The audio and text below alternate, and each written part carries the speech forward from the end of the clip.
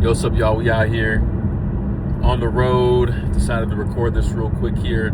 I was studying a little bit this morning, the book Messiah, contemporary adaptation of the book Desire of Ages, on the life of Christ. And the chapter I was reading this morning was about the rich young ruler. And brief recap of the story if you're unfamiliar. Pretty much Jesus is out doing his thing, teaching, healing, inspiring, and this guy, a rich young ruler, approaches Jesus and says, he asks the question that everybody wants to know: what is it that I need to do to be saved? And the way the book portrays it, like everything gets quiet, people are locked in because this is something that they really want to know. And Jesus tells them, all right, keep the law and the prophets, and you do what you need to do. And the guy says in response, all right, perfect. Like, I keep the law and I keep the prophets. In fact, I've done so since I was a youth. Check. He's got that box marked off.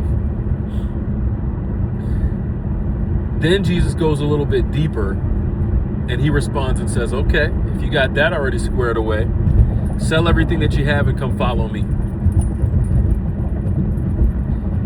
And as the story goes, the rich young ruler considers his wealth. He considers all the stuff that he has, and he determines, too expensive, can't do it. And he bails. He doesn't end up following Jesus. He ends up going his way. And from that point, the Bible tells us, and inspiration tells us, he went on to live in kind of that appearance of godliness, but without respecting or appreciating the power within it. And his fate was like kind of sealed from that point.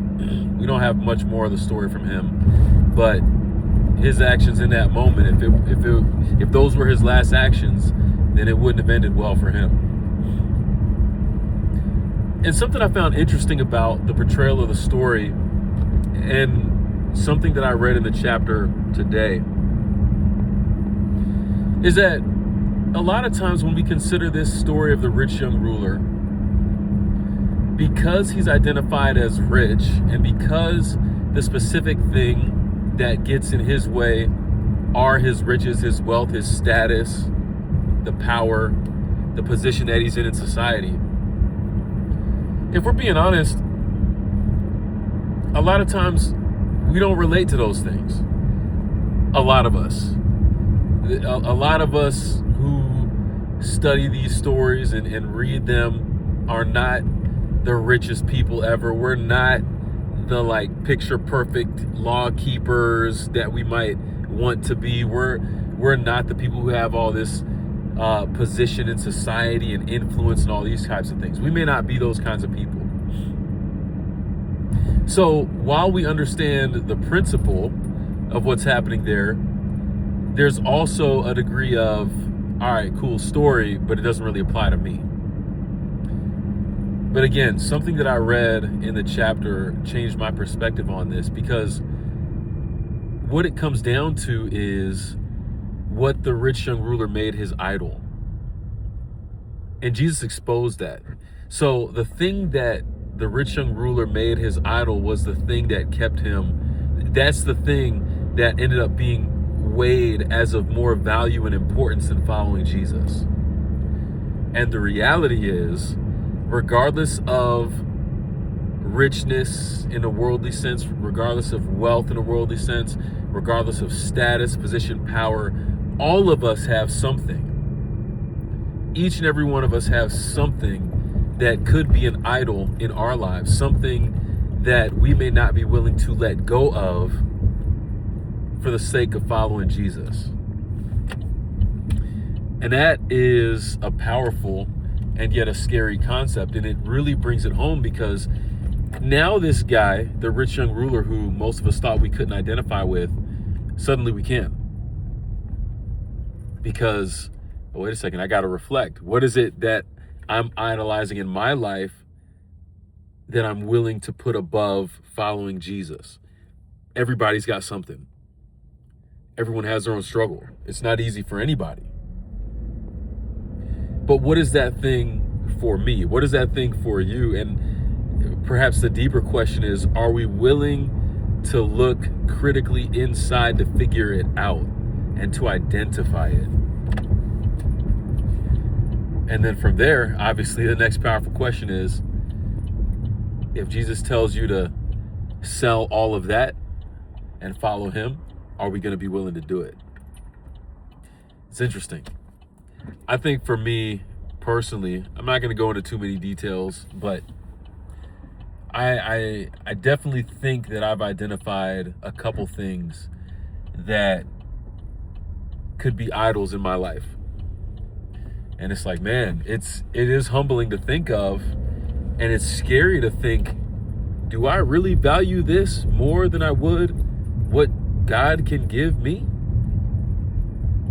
But the reality is that a lot of times I do. And if I look at my decisions and the way that I move, the things that I do, who I am at times betrays the truth that I have these idols in my life and these things that I often value more than what God can give me. As I reflected on that, I was like, man, I don't like that. I really don't like that. And I'm sure, like I said, I'm sure each and every one of you could think of something as well that would fit that bill. My encouragement to you is, if you're willing to identify it, if you're willing to look critically at yourself to find out what that thing is, be willing to sell it all, to let it go for the sake of Jesus. Because however we define richness, wealth, status, power, any of those things, what God has for us, what Jesus wants to do for us, can make us more rich. It can make us more wealthy. It can give us better status. It can put us in a better position. It can make us more credible in the spaces around us than we ever could dream or think or imagine. A lot of these things that we pursue aren't actually leading us anywhere. And yet, we put such a high value on them that we're willing to hold on to these things that in their pursuit lead us nowhere, at the expense of the thing that could take us exactly where we want to go.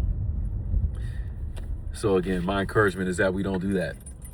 That we're willing to realize that in one way or another, each and every one of us is a rich young ruler. We all have something. What is that thing? Are we willing to look critically, reflective, and to identify it? And then will we be willing to give it up? I'm going to pray that I'm willing to give up the idols that I have in my life. For me, I'll pray for you too.